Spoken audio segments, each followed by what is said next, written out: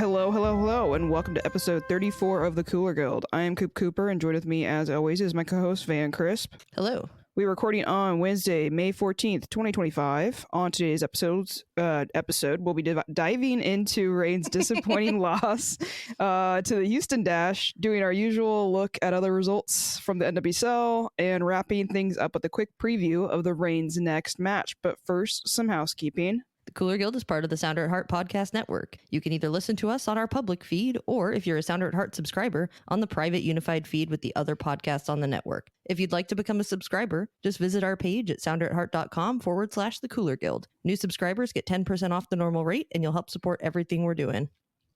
How's it going? It's going. Yeah. My coworker today gave me a puzzle that is my cat. A picture of my cat. How many pieces? Oh, it's not that many. It's just like, I was going to bring it up here and show you, and then I forgot. But it's kind of small, but it's really cute. She also made me a mouse pad. That's great. I mean, she probably didn't make it. She got you one. No, right? she made them. Wait, what? She's got a printer, and her husband has like a cutting press.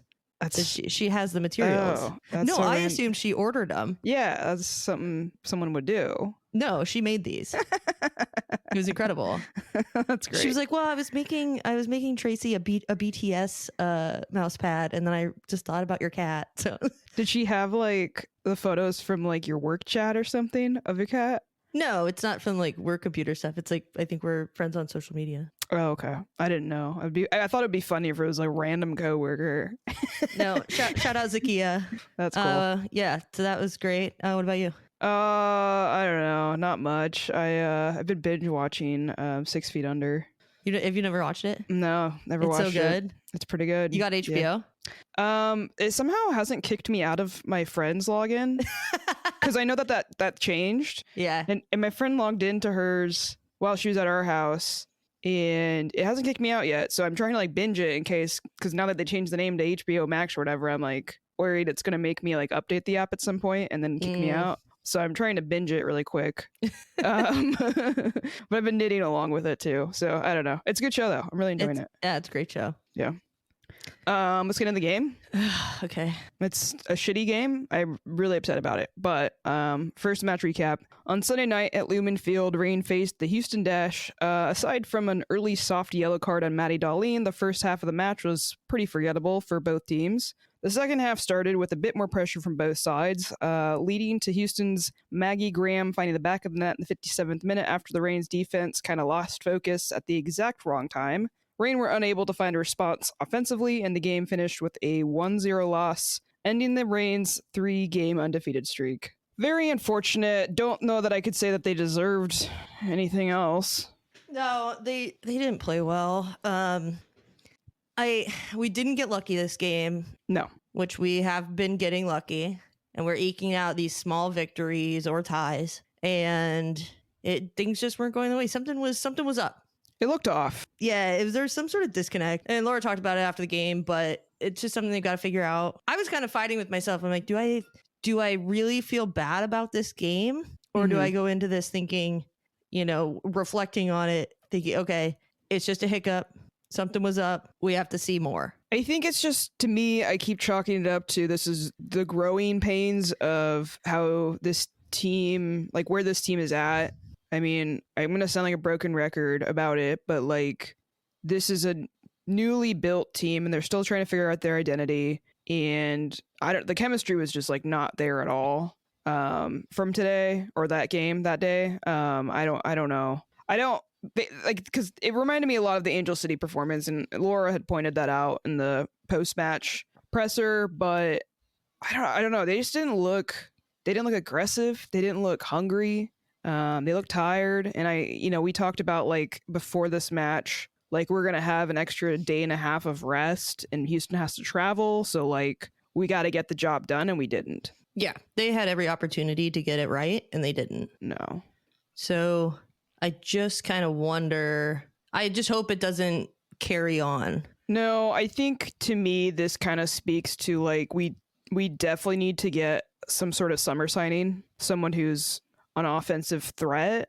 I don't know where at on the field.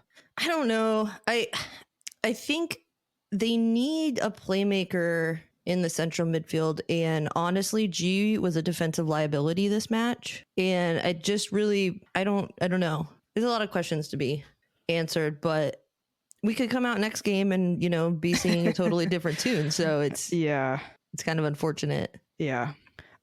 General note I had pointed out, and obviously I think everyone was like, Jane Campbell's not starting. They had Abby Smith in. You're a goalkeeper. I feel like you have a pretty good sense of kind of the goalkeepers that aren't always starting in the league. What did you think when you saw Abby Smith was starting? Well, first I was trying to figure out how tall she was because she looked small. And FotMob had her at 5'2". And I was like, there's no way she's 5'2". There's no way she's 5'2". There's no way she's 5'2". And so then I went and looked on her college page, which is old because she's like 31. Yeah. But that said 5'8" or 5'9", I can't remember. And then I put it in the Discord and they were like, yeah, no, she's like 5'8". Okay. Yeah, this makes a little bit more sense. But it seems like they just wanted to switch things up. And, you know, it could have been Jane Campbell got a knock at training and I don't know. She looked pretty fit when I saw the clips of her that they were showing on the TV. Yeah, she looked fine after the game, having a snack outside the locker room. I don't know. I thought it was especially weird because as every U.S. women's national team fan knows, is that goalkeeper spot is up for grabs right now. Yeah. I don't know that Jane Campbell necessarily was. I don't know. I wouldn't say she's like a top pick for me. But I think that this isn't going to help her case. No, but I don't think it really hurts it unless she loses the starting position. Sure. But yeah, it was an interesting little tidbit when the lineups came out. We were like, oh, okay. She had a good game. I really liked Abby Smith. I thought she had a really good game. Yeah, I thought she was great. Shout out short goalkeepers. Notable stat that we had, they pointed this out during the broadcast before this game. The Reign are 0-2-2 when they concede first. It's not my favorite stat at all. And this is such a mindset thing, right? Coming from behind is difficult. And it really shows like drive and determination when teams are coming back. Mm-hmm. And we haven't come back to win a game. Not this season. No. I've seen this team has done it in recent memory. Right. I remember it happening like last year or the year before. I like remember that being a thing that they could do, and it was always annoying that they didn't start off on the front foot better. So I know that Harvey can get them to that mindset, but there's so many things that the team is having to learn and figure out that it's just like this is going to be another thing that they need to learn and figure out. I think it comes with other stuff though. Comes with just cleaning up a lot of things, and once you clean up those things, your level of frustration comes down. Because it just seemed like there was a lot of frustration in this match. It does speak to the mentality of the team, which we've been praising recently. And so this does have me a bit worried because these are 4 games. So I don't know. I think they have it in them. It's just figuring out how to unleash the attack. $1 million question. Yeah. James Turner. You a fan now? Yeah. She's had quite the turnaround. Notable stat about her. She's third in the league for best tackle success rate through 8 matches with a minimum of 15 tackles. So she's sitting at a 78% tackle success rate. That's pretty damn good. Yeah. For how good our defense is and how good it's been, I think a large part of that has been because of James Turner. And she's honestly kind of like a silent piece in that. Yeah. I wouldn't necessarily call it like just unless you're really focusing on it. Just because she's not creating those big chances and things, she's in the right place at the right time. Mm-hmm. And that means you don't really quite notice it as much. Yeah. Well, this match is such a drag. I know, it really is. It's a bummer. It was just like, God, what do we do about this? Yeah, it kind of felt like one of those matches because you and I had kind of been thinking that this Houston team could be good, or at least like a formidable opponent, right? And going into the season with the acquisitions that they got. And I think with Yasmin and Ryan in this game, you can see exactly why we were worried about this team. Yeah. People had been talking about it before the game. Like they're Houston's going to pop off at some point. Yeah. They're going to start winning games. Yeah. And we've been the trendsetters for one thing this year. Let's make it 2. Yeah. I hate when that happens, though. I hate when we're the ones to kind of start giving teams hope. I know. It sucks. But, rolling into the positives, Dickey still had a good game. The goal was not her fault, and she made a big save, 1v1 save in the second half. Yeah, she kept us in it. She kept us from also looking like dookie. Yeah. Because that could have gotten out of hand real quick. It could have. But yeah, she had a strong game, and you can't stop an unmarked player in your 6-yard box when the ball's coming across like that. No. So. And everyone was out of position. Not everybody, but most people were out of position. So. Yeah. I wonder how many of our goals against have come from crosses this season. I feel like it's a lot. Yeah, it can't be good, which is we're going to do the match preview for the next game, and I'm a little worried. Yeah, I know.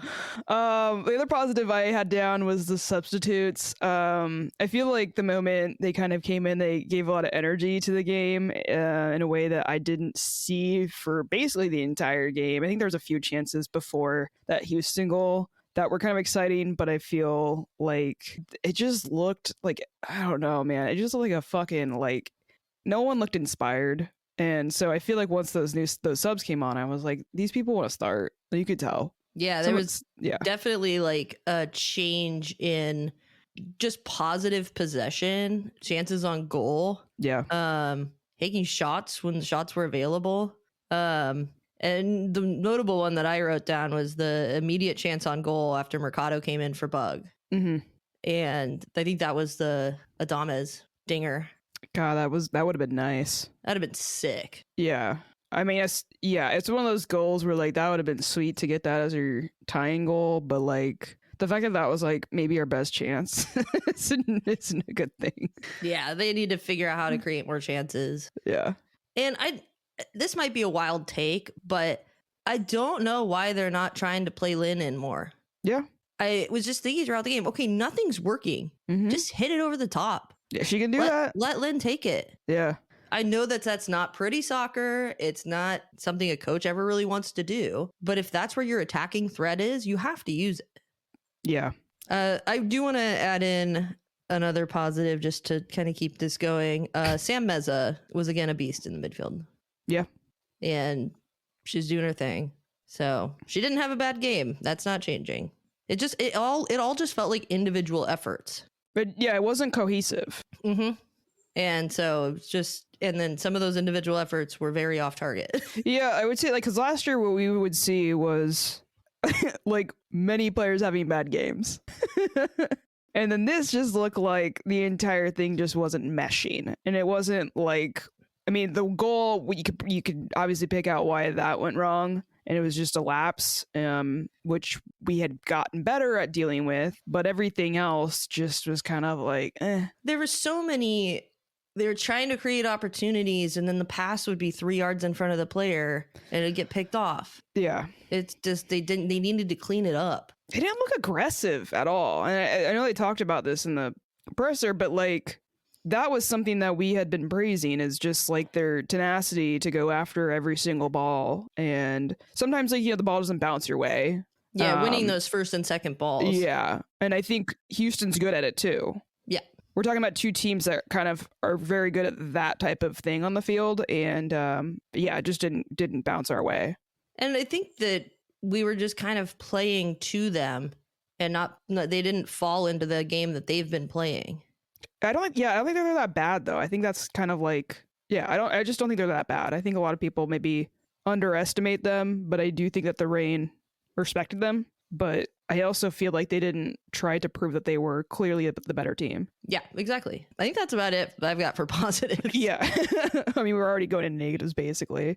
Top negative, we already kind of talked about it. Didn't look like they had the same determination from last week. Why are they only finding this, like, gutsy type of play against the top teams? I need them to show it against the teams that we're actually competing for the playoff spots with. I don't get it. It's not the look you want to have, and it's not how you get into the postseason. No. So I agree. I mean, the biggest negative was the sloppy mistake in the back. I don't understand why Jordan Bug did that. Yeah, I feel like she's been kind of having these little things come up, and I don't know if it's because the defense has been so solid that she's kind of, I don't know what it is. We've seen them every game, but they haven't led to consequences, really. Yeah, so maybe that's all it takes. Except for maybe one, but yeah, there's definitely consequence to this. Yeah. So you got to tighten that up. Yeah, You I mean, gotta she's play young. smart. She's young, so I don't like. She'll figure it out. I'm sure she will. It just like center backs have these mistakes every so often, and they definitely come to bite you in the ass at some point. And the best she can do is just learn from it. Yeah. I think she'll be fine. Oh yeah. It just sucked to watch, and that was like not how you want to lose. It was not a great. The best thing about this game is that it was at 5 p.m. on a Sunday, and I got home by 9:15. Didn't ruin your weekend. No, did not. Going into the presser, we were really happy that they. Wait. I got one big negative. Oh shit! I forgot about this. How? I was watching on Paramount Plus, and it was. Let me see. It was notes. Mike Watson, Joe Lloyden, right? Is she? I thought it was Jen Hildreth. Oh, was it the goalkeeper? Joe Lloyden. Is it? Joe Lloyden was a goalkeeper. I've been meaning to write the names of all these commentators as they come out, but I got to my thing a little bit too late. Mike Watts is the only one I really have down besides a couple others, just because he haunts me everywhere I go. God, that guy. Anyways, both of the commentary people on this game for the Paramount Plus coverage, they were not pronouncing, and I will say, like, I haven't always got names right. I try to do my best, and I also try to do my research, and I'm also willing to listen when people, tell us we're doing it wrong. But the entire game, they're both pronouncing Sam Mezza's name incorrectly, and they're also pronouncing Maddie Darlene's name incorrectly. And there's pronunciation guides. You can go read them. I will say that there's a Houston Dash player that I went to look up later, and Houston Dash needs to update their shit because someone's name was not their name in the pronunciation guide. So I'm not saying they're like for sure always great, but like the Reign have like audio of every single player in their name. Yeah. I think, and it also like it looks like Darlene. It's not Darlene. It says Darlene. And then Meza is not this again. Meza is Meza, not Meza. So they're both just back and forth saying the wrong name the entire fucking broadcast. And I'm just like losing my mind because once you're pointed out how their names are pronounced, every time you hear it mispronounced, you're just like losing your shit. And the thing that pissed me off the most is that like Mike Watts, this is like he does this all the like he has so many fucking games. And I feel like if that's your job, because he covers all the Open Cup games, right? Like whatever ones he gets, but he covers the Open Cup like constantly, US Open Cup. And I go to his Wikipedia to find out this fucking man has like done some fucking fun and games on his broadcast. So he has time to find, what was it, lyrics and song titles and whatever from like Taylor Swift albums. What was let me find it. It's in our chat. Jesus, we've talked a lot. All right. During a U.S. Open Cup game in April 2024, Watts and Kerr wove 235 song titles by Taylor Swift into their broadcast. And later that month, he worked in 15 song titles from one of Taylor Swift's albums into an NWSL broadcast. If this man has time to do the homework to do this kind of bullshit, he should have the time to do the actual homework, which is for his job to get the names right of these players that he's covering. It's inexcusable. Well, after I read that, I was like, this fucking man. He's not good at his job. He's a bad commentator. So he's got to do some sort of shtick. Did I tell you about the Reddit thread about commentators? No. People were like, oh, who's your favorite commentator? And everybody was like, oh my God, Mike Watts and Lori Lindsay. And I was like scrolling and people kept fucking saying it. And I'm just like, what is wrong with these people? And the first post I saw that was like, Mike Watts is literally the worst. I was like, yes. And then I realized it was from a Thorns fan. And I was like, I agree. And if the two of us can agree on something, we sure as fuck know it's right. Yeah. Know that we are right. Oh man. Someone needs to call him out on this stuff. Cause again, I think when I read this bullshit with the song titles, 235. Maybe you should spend that time learning the players' names.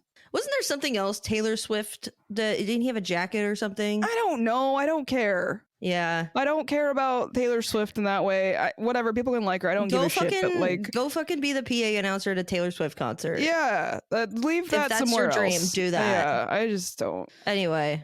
Moving on. Now to the post-match presser.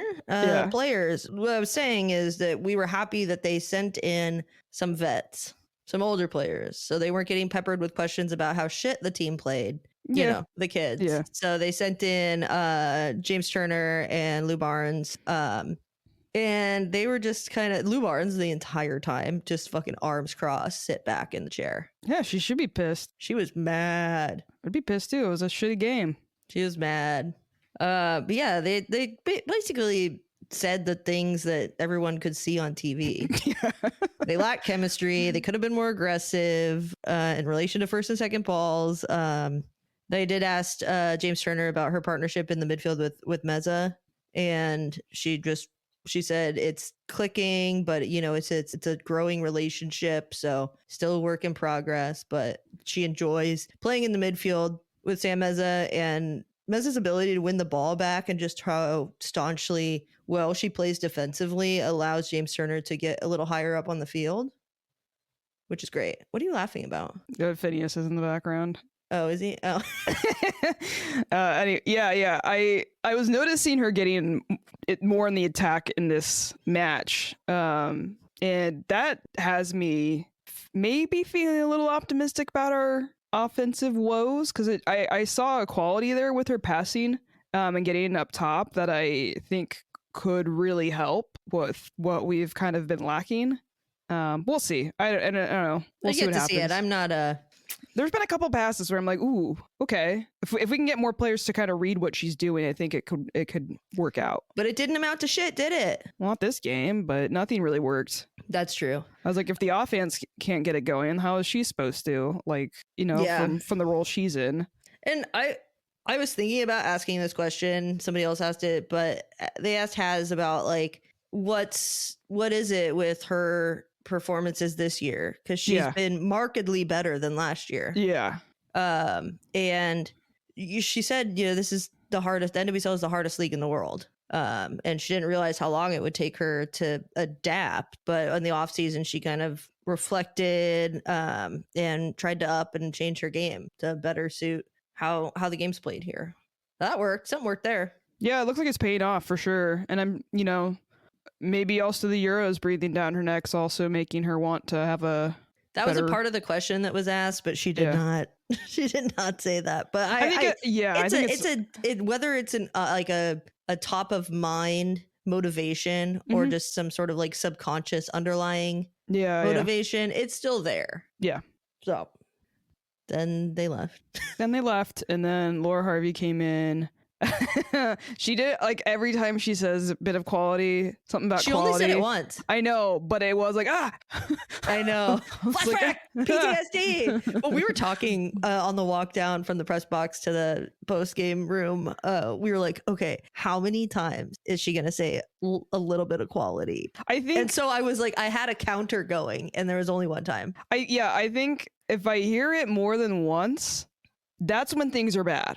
Yeah. So the fact that I only heard it once, I was like, okay, we're gonna be fine. I think this was a lapse. This was not a good game. This was a really bad game. I don't think we deserved to get anything from it. I mean, I would have obviously taken anything we could have gotten from it, but yeah, she was just going on about how lackluster everything looked. They never got going. She also talked about maybe the lack of belief that was creeping in, especially from players that were there from last year, in terms of like being down a goal and being able to get back into it. Like, did they think they had the mentality and the ability to get back into it? Yeah, I don't know. I think the subs, when they came on, I think they looked energized, and I do think that they thought they could. Yeah, they hadn't been playing like 70 minutes of frustrating soccer, though. Yeah, exactly. And you know, they asked like, what happened differently before this game? She's like, I don't know, same prep, but the team is back in tomorrow, which was Monday. And she said that they have a vulnerable and honest locker room. Yeah. So they'll, you know, she said I won't bring it up tonight. It's not the time to bring it up, but we will have a conversation about this, and we got to figure out why it happened so it doesn't happen again. She did say there's maybe a few things she wanted to tweak after this game. So yeah, I think we'll dive into kind of what we would like to see tweaked in the preview for next match. We didn't choose a cooler player of the match. No, we didn't. We can discuss this on the pod. You can hear our discussion about this, or maybe Coop will cut it. I don't know. Yeah. You want to introduce the segment? The Cooler Player of the Match is brought to you by the Doctor's Office, a great little 12-seat bar on Capitol Hill. The owner is a big fan of the Reign and is proud to be our first sponsor. I almost feel like Madison Curry maybe for choosing a player. This is a tough one, and not in the way that like there's been so many options before. It's the opposite. I'll tell you who the Cooler Player of the Match is the fucking crossbar. Do you give it to Claudia Dickey? Who stood out when you were watching the game? For me, it was Sam Meza. I don't know if I'm giving to Sam Meza. I don't know who I don't know. I'm genuinely at a loss for this game. Should we just give it to the moms? No. Because I was about to go on a rant about how the fucking Reign needs to give us an opt-out of like Mother's Day emails and Mother's Day events, because I kept getting text messages about like celebrate with your mom. I'm like, not all of us have good relationships with our moms, and some people's moms are even dead. Fair. So no. Some people have two dads. Exactly. You know what? I want to give it to they've been doing those events up in the little North End. Yeah, the Queen City Social. Yeah, I think we should give it to that. Yeah, because I was like, and there was looking a at lot tickets. of people there. Yeah, they look fun. Because like, you know, when we were in our 20s and we used to go to like the Mariners games in that little area where kind of people were just fucking hanging out and shit. Yeah. Like inside the field or whatever. But like, I kind of was like, man, we need to get something like that going at Reign games, and I don't know where it's suited to do that, to be able to like kind of watch the game too and stuff like that. So, I mean, we only got a taste of it when we went to that first event they hosted there. But you know, I was looking at, if I go to another game, I was like, I might want to get tickets up there and kind of just hang out, because it seems like a good place to kind of socialize with folks. And I don't know, I think it's a good idea. I like the idea of it a lot. Yeah, we'll have to figure out how to get up there for the Pride match. Yeah. Well, we already have tickets for that. Or they're club seats too, so we're gonna sit in the club. Ew. Yeah. Well, they might let you in without. I don't know. We'll look into it. But yeah, I'm gonna shout out the Reign for coming up with the Reign, the marketing team, whoever came up with this Reign. What's it called? I think it's called Queen City Social. Yeah, that's a great idea. My mom keeps sending it to me, and I'm like, Mom, you know the games I'm going to like and sitting in the seats. Otherwise, I'm going to go up there and sit in the press box and not have to take 12 hours to go to a whole game day. Yeah. But I like the innovation. I think the marketing is improving. I will say, okay, they did have a really fun, like, I can't remember if it was at halftime or before the game, but they have these big player questions that they put out, and they did like a tally, and they had players choose Gasworks Park or Alki Beach. And so they like did a vote at Gasworks Park or Alki Beach, and then they went to fans. They put the camera on fans and had the emblems for each one, and so fans could point to which one they were choosing. That was neat. Got like fan engagement. I thought that was really fun. Yeah, I mean, I wouldn't choose either of those two places. Well, I definitely choose Alki over Gasworks. I'm choosing what is it, Golden Gardens? Yeah, I think I'm choosing Golden Gardens personally. That wasn't an option, so you're not. I know. I'm just come on. I feel like I could put in Golden Garden and like Alki, because like, it's very. I don't know. I do like when Gasworks. Whatever. This is unnecessary banter. Anyways, congratulations to the Reign marketing team. And thanks once again to our sponsor, the Doctor's Office. The Doctor's Office is the best place to grab a drink before or after a rematch. Swing by today and try I couldn't decide if it was Bow or Bow. I live on the watery areas, so everything looks like Bow to me, but I'm pretty sure it's Bow. Bow Hill Farms cocktail. Currently featured on their limited edition menu with a combination of vodka, brioche, TDO's signature salted Benedict whipped cream, and Bow Hill Farm blueberries. It's like having a blueberry pie a la mode. I love pie. Check out their Instagram at TDO Seattle, or better yet, go drink there in person. Cheers. Cheers. It is called the Queen City Social. Okay, great. Thank you for listening to the Sounder at Heart Podcast Network, which now includes No Sarietes, Lobbing Scorchers, and the Cooler Guild.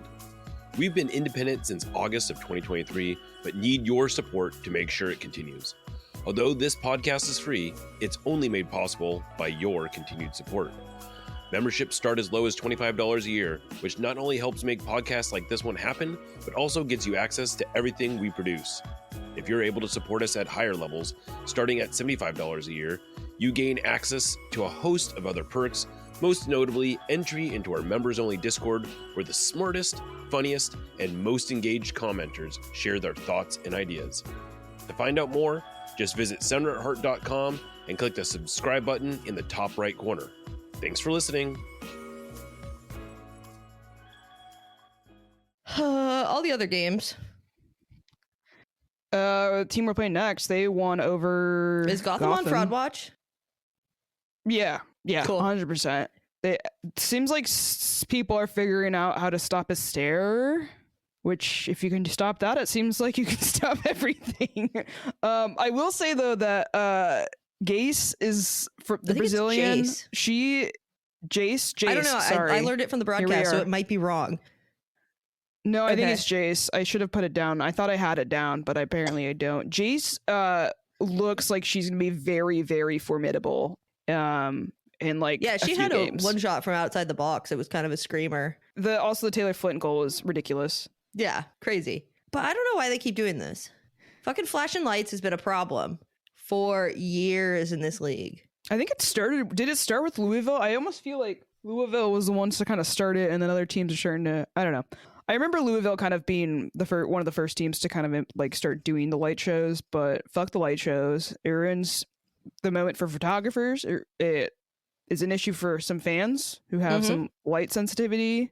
That could cause seizures even. They're not making the game inclusive. And also it's just unnecessary. What is it adding to the game? Yeah, it's stupid. It's like, okay, they do it in basketball. They do it in indoor soccer and professional indoor soccer.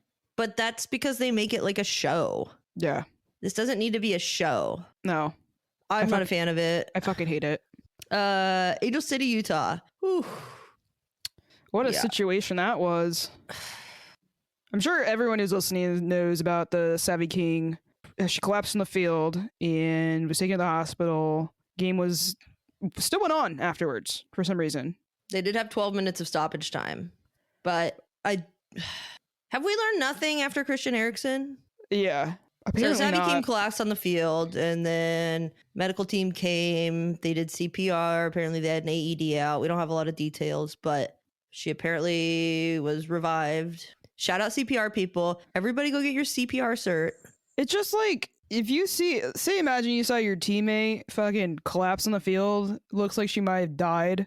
Like, you're gonna be pretty shaken up about that, even if she's like brought back or like whatever. But if they're like taking her to the hospital, that's some fucked up shit to look at and watch. To expect these players to go back and on the field and play the rest of the game. Yeah. But other than that, Kristen Press came on and then just scored a banger. Yeah. Classic Kristen Press. Yeah, it was back. a classic Kristen Press goal. It was nice. Yeah, they end up winning 2-0. Utah sucks. Yeah. Chicago, Washington. My GIF Monday comments are coming to fruition. Mm-hmm. Well, she's been scoring, but she scored the 83rd minute game-winning goal. Yep. For Washington, so. Poor listener continues. Yeah, I know. And Chicago got 2 on them, so. Yeah, but they let in 3. Yeah, there's that. I don't want to see Listener have to suffer through seeing 3 goals go past her. I watched this North Carolina Orlando game. Yeah. Ended in a 1-0 or 1-1 tie, but North Carolina held them off for a really long time. I'm telling you, we laid the blueprints out for everybody. I'm telling you. They did a really good job of not giving them quality opportunities. Which is what we did. Yeah. And then everyone copied. But I was just sitting there like, they've got to score. Orlando has to score. They ended up scoring 90 plus 3, but it was, 15 shots, 63% possession. For Orlando, yeah. They had to get one. I'm surprised that North Carolina didn't suck more, given how things had been going for them. But like I said, we laid out the blueprints and everyone's been following it, and it seems to be working out for them. Orlando hasn't figured out how to rise above that yet. No, but in the most fucked up tie of the weekend, San Diego, Portland 1-1. I have some mixed feelings about this. I don't. I kind of do. I watched the replay and I was like ready to just fucking hate Portland because I had heard so many. And I will say the calls that were controversial were definitely controversial. I definitely stand by all those comments people were making. And the header from Ascanio, 17-year-old, that header was so fucking nice. I know.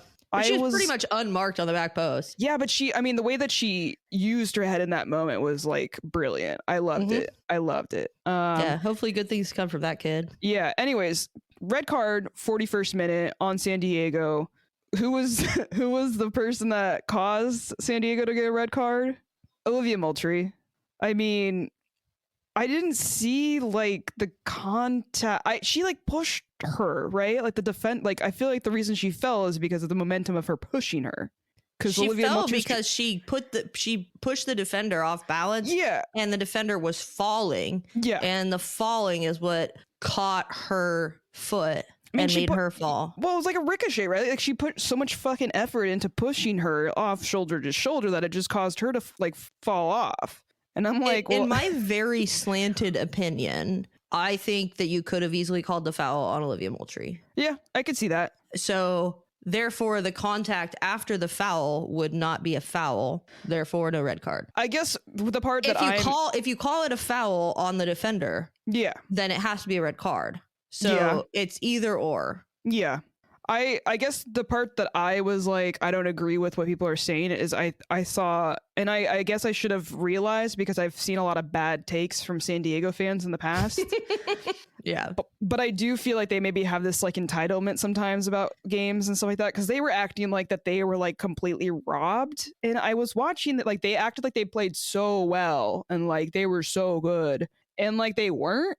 Yeah. I mean, like Orlando, like the Portland was like not like they were just playing like assholes like they typically do. But like San Diego, I don't think did anything like remarkable. No, but so they scored the first goal, and then in the 41st minute, that's when the red card was. Yeah, and they didn't score until 90+8 when they were gifted a penalty kick. Yeah, I don't know if it was gifted though. That's the thing. I think that was a penalty. She dove. No, she exaggerated it. 100%. She exaggerated it. There was definitely a foot that touched her. Like someone stepped on her foot in the box. But she fucking. And this is why I put in the notes. Sam Coffey went to the Moultrie School of the Diving Arts to really sell that what happened there. Because I just don't like it. I feel like there's no need to exaggerate it. There's VAR. Like the foot was on you. You do not need to fucking dive out like a dolphin. I mean, because that's what she did. She like jumped. So like she jumped like she was stepping on hot coals, and she like jumped up in the fucking air. And I'm just like, dude, really? I think that if you do that, you shouldn't get the call. If it's over dramatized. Yeah, that would. They should do that in men's game. That would fix a lot of shit in the men's game. If there's more than one roll on the ground. Yeah. Anyway, they make that pen, and game ends 1-1. Yeah. A frustrating game to watch for sure. 100%. But kind of on brand for Portland. Yeah. I'm also kind of fine with it though, because they split the points. Yeah, it's fine for us. I don't need people getting 3 points right now. Yeah, this is fine. Everything is fine. Kansas City beat Bay 4-1. Yeah. Classic Kansas City. Until the playoffs. Yep. Until the playoffs. Yeah. I think that's pretty much it for that. Mm-hmm. I will say, after watching all these games, there was something that was really bothering me that people are doing, and it happens on our own team. Okay. When you get fouled and it doesn't get called, and you sit there and throw your arms up and don't keep playing the game, stop. You didn't get the fucking call. Move on. Yeah, move on. You don't need to sit there and whine about it. We're not men. Yeah. Like, get up, move on. Yeah, Moultrie's getting a real complex. She's I don't know. There's like something about her game that's just like switched. It's entitled. Yeah, I think that's probably the word I would use. Or just like, I don't know. There's like this attitude in the way that she plays that I don't get it, because I feel like she, as annoying as it is for me to admit, she is very talented at many, many things that I don't think she needs to do this in her game. No, it's unnecessary. Yeah. But I mean, our players do it. Darlene did it after falling down in the box, which justifiably, I think she thought she got fouled, but the play had moved on. Yeah. And I know she's going to look back on that and be like, yeah, I got to fix that. But, and it is a reactionary thing, so I don't blame players for doing it, but it happens every game several times. And it's just like, frustrating. I think, if there's a pattern, Like I haven't seen a pattern with Darlene ever. Oh no. And I was just talking about things that I noticed from this weekend. Yeah, from everybody. And that's it's not but maybe this is equal rights, Van. Okay. Okay. I was gonna say if this is what it looks like, I don't want it, but I do. Okay. You have any other WOSO news you want to go over? Oh, in a continuation of my Wolves story. Yeah. From last week, Wolves has now changed their stance, and if the team qualifies next year, which they don't know if they will, and they have to put the application in before they even know if the team's going to finish in the top 2. They said they will apply. So fucking stupid. Apply for promotion. Wow, great. Thanks. Our concern made a change, but now nobody wants to play for you because you treated them like crap. Fucking idiots. So you're not gonna make it. So it's ugh, I hate it. Oh, I did see. Did you hear the news about the Everton women's team? Oh, they're gonna play at Goodison? Yeah. Yeah. Which is the oldest functioning stadium. Yeah. And it's going to be England's first women's only stadium. It is a hand-me-down. It's not the greatest thing in the world. Yeah, I'm a Liverpool fan, so I'm not. But it is cool. It kind of makes me. I'm looking for another team. You can't be an Everton fan. I can be an Everton women's fan. I don't know if you can. I don't know. You picked Liverpool one day. Why can't I pick Everton women one day? It was a process, all right? I'm just saying. Yeah, but like Everton. I know we have like a lot just of the women's team. The thing is though, I know we have like several. I really hate fans. Everton men. I know, but we have like several Everton fans in like the Rovalks and Sounder at Heart. Like there's a few of them in there. Shout out Ron. Ron's an Everton fan. Yeah, we don't need to shout him out. Anyway, yeah. So I think that's the WOSO news. All right, next match for the rain. We got at Racing Louisville, Friday, May 16th, 4:30 p.m. on NWSL Plus. Quick turnaround for rain, quick turnaround for us because we already are a little delayed on this episode. But I hate these quick turnarounds, and all these fucking games are getting loaded up on Friday night for the NWSL for some reason or another. Don't get it. And this game starts 30 minutes before I get off work. Yeah, that sucks. Not cool, man. Not cool. Not cool. What are your things to watch for with Louisville? Goalkeeper Bloomer. I thought you might be excited about this. She's been newly starting, but she looks really good. And I think she's out there to kind of keep this spot, and that should make the offense for the rain. They're going to have to be creative. I don't know how that's going to go, but they're going to have to, I think, kind of find some, I don't know, interesting plays maybe to find a way to get a goal. Yeah, I mean, maybe not be creative necessarily, but be opportunistic. Yeah, that's fair. We've got to be taking those shots from outside the box. If you see the goalkeeper out of position, yeah, don't force that through ball. If you've got somebody else on the outside, just do the things you need to do right. The other thing I think we need to watch for, I went and watched the replay of Louisville's game, and they got their goal from like a restart out of the back, I believe. But they kind of like a lot of their really good chances that they had in that game were from restarts, and their positioning, they seem to really get like lined up really, really well anytime they had a restart and can kind of get themselves best situated to try to get a shot. And I think that's something we haven't been necessarily great at defending, and we need to be really mindful of it with playing Louisville. Agreed. And I want to see if there's a lineup change. Yeah. I think it'd be, there are two minds to this. You could either be, okay, we need to put the same lineup out and see if the week helped anything. No. But that would be the reasoning if you saw that, right? The other one is, let's mess with it. Let's get, Madison Curry in. I thought she added a spark.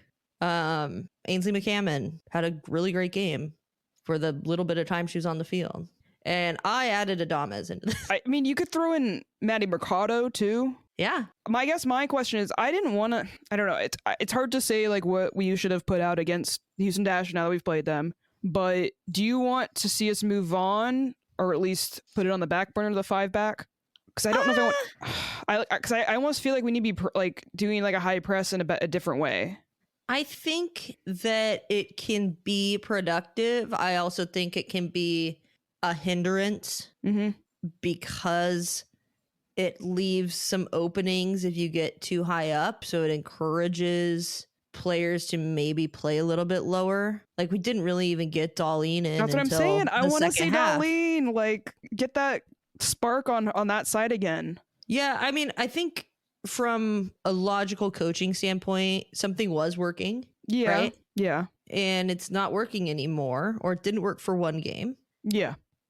Do you call it a one-off? And my same questions from before. Do you call this a one-off and then move on and hope that things get better in the next match? Or do you completely change things around when you haven't necessarily had a lot of time to practice it, when you aren't necessarily prepared? You've got a lot of young players that are learning new things.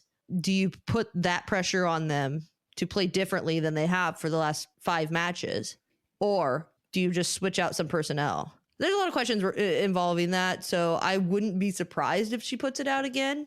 And then maybe if they come into a bad situation, they go to a different formation. But Laura Harvey is just historically very set in the way that she wants to play, which is why we've been surprised this year on her changing it up. But maybe, we'll be just as surprised again when she puts out like a 4-5-1, something to that nature. I guess I'm just like personally frustrated about. I just feel like I would like to see Darlene. I don't mind like relying on her every so often in that 5-back, but I do think that we're missing her ability kind of way higher up. It feels strained up top. Feels like everything's kind of forced. And it could be a formation issue. It could just be that was just a bad game. I don't know. Yeah, I don't know either. That's why I don't get paid the big bucks to coach the team. Yeah. But I think we're seeing a new Laura Harvey where she is adapting to a way to win, hopefully. Yeah.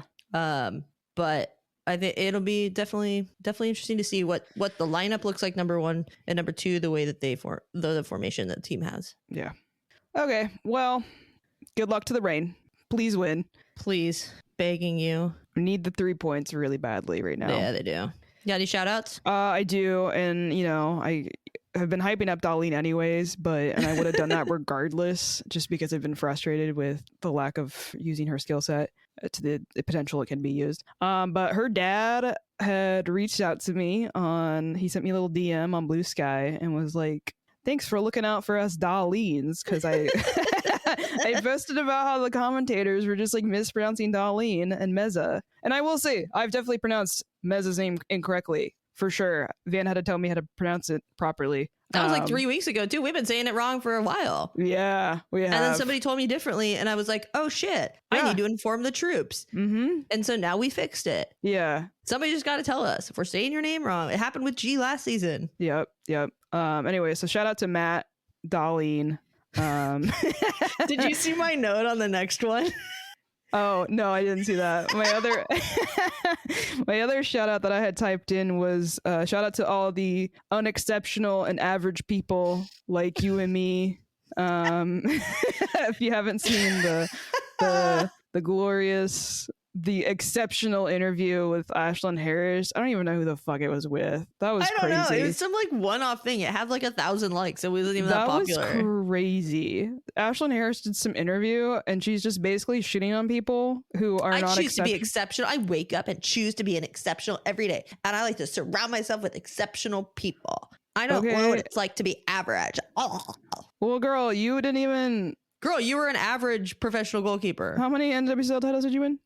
How many times She's did you not even the saves leader anymore. No, and how many times did she start in the World Cup or even get any minutes? How many minutes did she get in the World Cup? 0. Same amount as me, yeah. I mean, like, granted, I could never get to that level, but, like, come on, man. Have some humility. Like, what the fuck? I just, like, that lady is really, really... I mean, I'm surprised she hasn't been picked up for a reality show, to be honest. Anyway, so shout out to everybody else who's average and unexceptional. Hell yeah. You're the real ones. Shout outs for me. goes to my USLW team that has their first game of the season this weekend on Sunday. Nice. Yeah, we play Lane United at 5 o'clock at the Rack in Lacey. If anyone wants to come and have a beer and say hi, I will be there. And we're going to have a pretty fucking great team. So Sweet. Cool beans. we're doing it. I think that's pretty much it for the episode. We want to thank our sponsor, the doctor's office. You can also find us if you want to go on social media. You can follow us there or on Bluesky and Instagram at Cooler Guild Pod. You can also send us an email. We do love an email at thecoolerguild@gmail.com. You can also visit us at our main site, sounderatheart.com/thecoolerguild. And if you want to go watch us on YouTube, we've got video up there for most episodes. YouTube.com/@thecoolerguild. We're getting more subscribers, so if you go on there, hit the subscribe button, get on it. And wherever you're listening, please rate. Devan's doing a nice little dance. If wherever you're listening, you can go rate 5 stars. We would appreciate that. Fucking till next time, which will be very soon.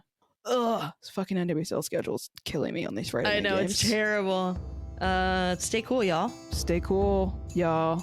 Bye. Bye.